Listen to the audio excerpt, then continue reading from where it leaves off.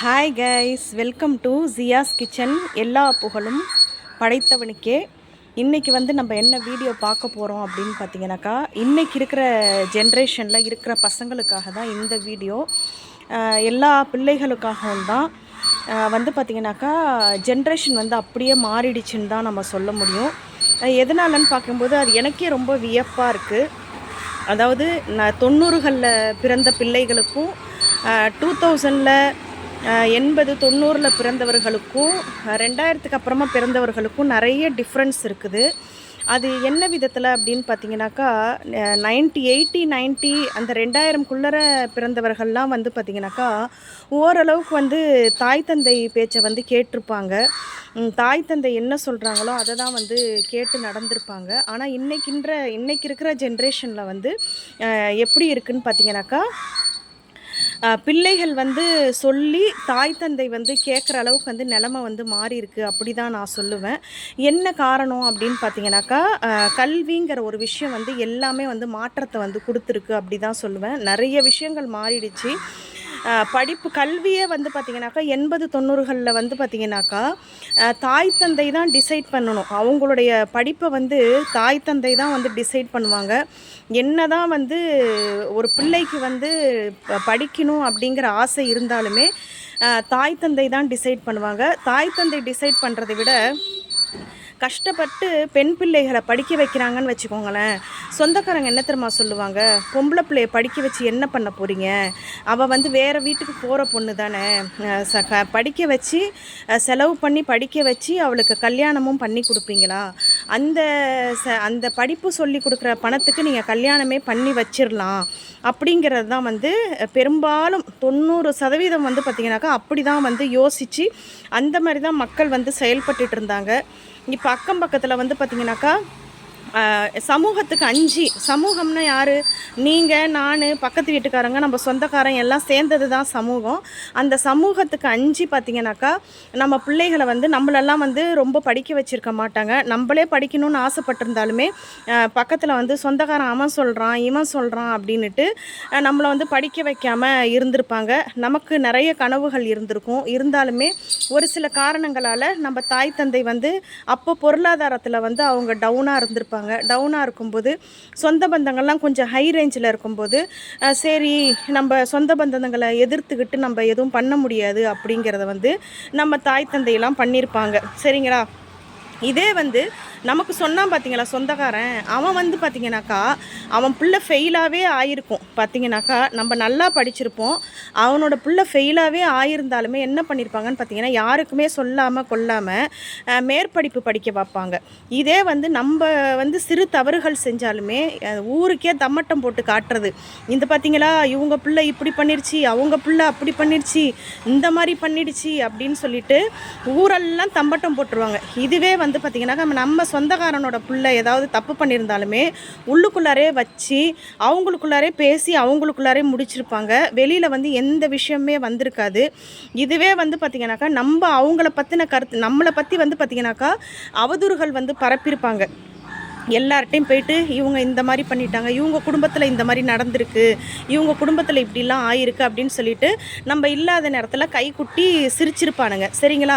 இதே பார்த்திங்கனாக்கா அவங்க வீட்டில் ஏதாவது ஒன்று நடந்தது அப்படின்னாக்கா இதை போய் நம்ம எங்கேயாவது போய் சொன்னோன்னு வச்சுக்கோங்களேன், நீ எப்படி சொல்லலாம், நீ எப்படி கேட்கலாம், எங்கள் குடும்பத்தில் நடந்த விஷயத்தை எப்படி போய் நீ சொல்லலாம் அப்படின்னு சொல்லியெல்லாம் நடந்திருக்கு. எங்கள் குடும்பத்திலே கூட நடந்திருக்குங்க. அதெல்லாம் நடந்திருக்கு, நடக்காமல்லாம் கிடையாது.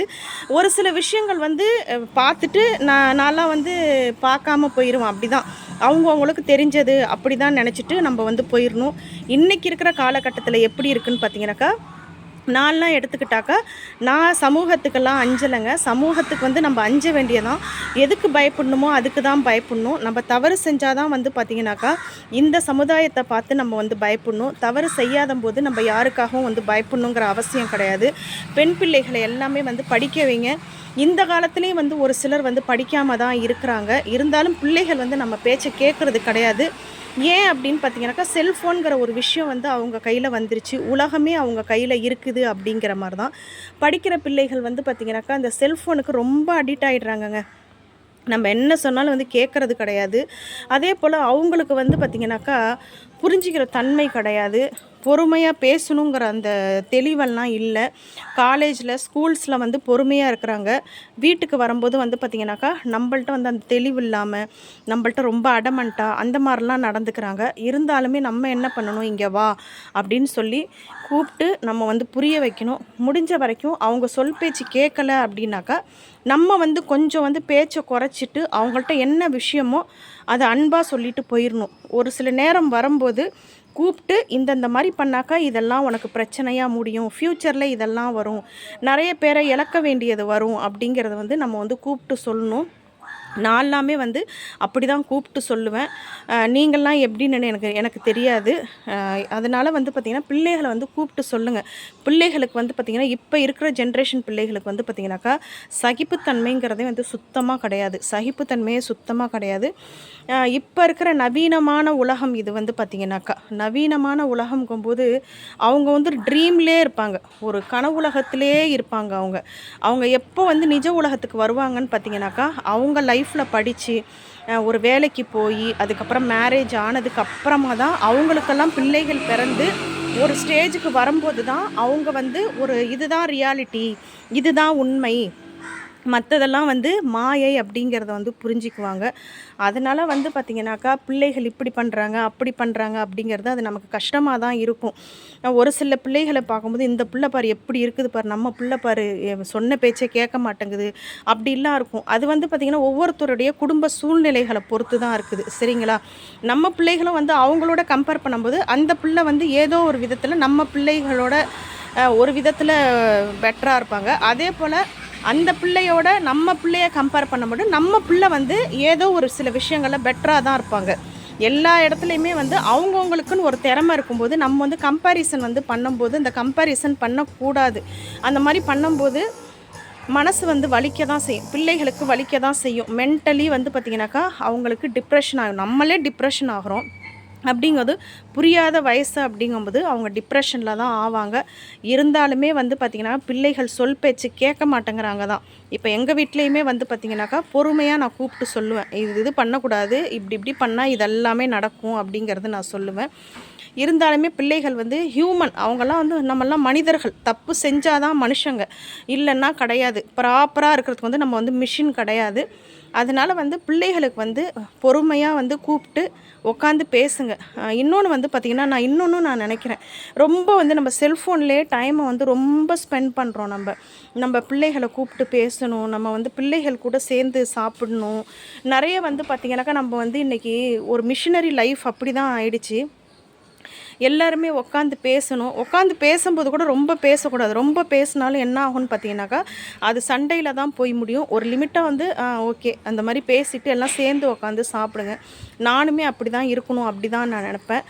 கிடைக்கிற டைமை வந்து பிள்ளைகள் கூட, கணவர் கூட, மனைவி கூட அந்த மாதிரி ஸ்பெண்ட் பண்ணுங்கள். எல்லாருமே ஸ்பெண்ட் பண்ணுங்கள். இன்றைக்கி நம்ம இருக்கிறோம், நாளைக்கு இருப்போமாங்கிறது வந்து தெரியாது. அதனால் வந்து பார்த்திங்கனாக்கா பிள்ளைகள் சொல் பேச்சு கேட்கல, என் பிள்ளை சொன்னதே கேட்க மாட்டேங்குது அப்படிலாம் நினைக்காதீங்க. முடிஞ்ச வரைக்கும் ப்ரேயர் பண்ணுங்கள், பிள்ளைங்களுக்கும் சொல்லுங்கள், இது பண்ணால் இப்படி ஆகும் அப்படின்ட்டு. எனக்கு தெரிஞ்ச கருத்தை தான் இதில் சொல்லியிருக்கேன். இந்த வீடியோ பிடிச்சிருந்தது அப்படின்னாக்கா லைக் பண்ணுங்கள், ஷேர் பண்ணுங்கள், கமெண்ட் பண்ணுங்கள், சப்ஸ்கிரைப் பண்ணுங்கள். பெண் பிள்ளை தானே அப்படின்னு நினைக்காதீங்க. பெண் பிள்ளையும் வந்து அவங்களும் ஒரு மனிதர்கள் தான். சரிங்களா? அவங்க எந்த தவறும் செய்யலைங்க. இந்த உலகத்தில் அவங்களும் வந்து நானே ஒரு பெண் தான். சரிங்களா? இருந்தாலுமே எனக்கு வந்து ஒரு தைரியம், ஒரு தன்னம்பிக்கை எல்லாமே எனக்கு இருக்குங்க. நானும் ஒரு பெண் பிள்ளைன்னு சொல்லிட்டு சீப்பாக நினச்சேன்னு வச்சுக்கோங்களேன். அதெல்லாம் வந்து பார்த்திங்கன்னா ரொம்ப வந்து ஒரு பெண்களுக்கே வந்து நம்ம அநீதி இழைக்கிற மாதிரி. அதனால் பெண்களை வந்து மதிங்க, பெண்களுக்கு வந்து ரெஸ்பெக்ட் கொடுங்க, பொறுமையாக சொல்லுங்கள். அதே போல் பெண்களுக்கும் நான் சொல்கிறேன், தான் அப்படிங்கிற ஆணவம் பண்ணாதீங்க, பொறுமையாக இருங்க. பெண்கிறவள் வந்து பார்த்திங்கன்னா மென்மையானவள், அன்பானவள், தாய்மை உள்ளம் படைத்தவள். எந்த இடத்துல நம்ம வந்து பேசணுமோ அந்த இடத்துல பேசணும், எந்த இடத்துல பேசக்கூடாதோ அந்த இடத்துல பேசக்கூடாது. அதனால் இந்த வீடியோ பிடிச்சிருந்தது அப்படின்னாக்கா லைக் பண்ணுங்கள், ஷேர் பண்ணுங்கள், கமெண்ட் பண்ணுங்கள், சப்ஸ்கிரைப் பண்ணுங்கள்.